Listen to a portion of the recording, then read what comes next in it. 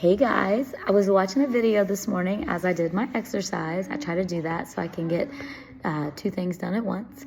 And this coaching session that Emily Gibson had with somebody on her call was really powerful to me, and I wanted to share it with you guys.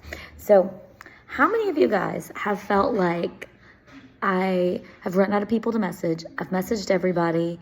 I've already contacted my warm market. I don't have anybody to message. How many of you guys struggle with cold reach outs because you've messaged somebody before and they ignored you or they said no and you don't feel like you could cold message them again? So here's what she said.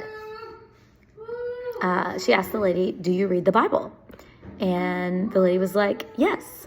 And she said, "Do you read the Bible one time and then stop? Or do you read the Bible over and over again and you read the same things in the Bible more than once?"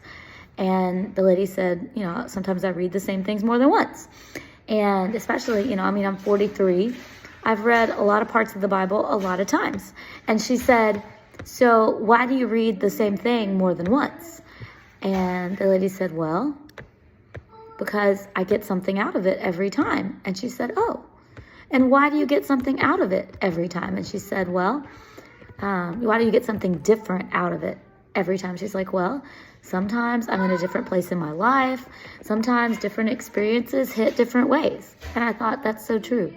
As you're reading the Bible, I read the Bible through as a child. I read the Bible through as a teenager. I read the Bible through in my 20s. And I've been working on reading the Bible through in my 30s and 40s. And at each point in that timeline, I got something completely different out of the Bible. What I'm getting out of Exodus, Leviticus right now is completely different than what I got out of it in my 20s, because I'm in a different place and different things have happened in my life and I've had different experiences. So here's where I'm going with this. Just because you messaged somebody once, just because you cold messaged somebody once and they weren't interested, doesn't mean you can't message them again, because they're going through different things in their lives. As they get older, their hormones get crazier. That's what you can know about us women. The older we get, the crazier our hormones are. But for lots of people, they might not have had a need or seen a need when you messaged them the first time. But when you message them again, who's to say they aren't at a different place in their life and something different hasn't happened that has clued them into the fact that they need gut health? For one thing, they know more now about gut health and inflammation than they did 3, 4, 5, 6, 7, 8, 10 years ago. Another thing is their life is different. Their body is different.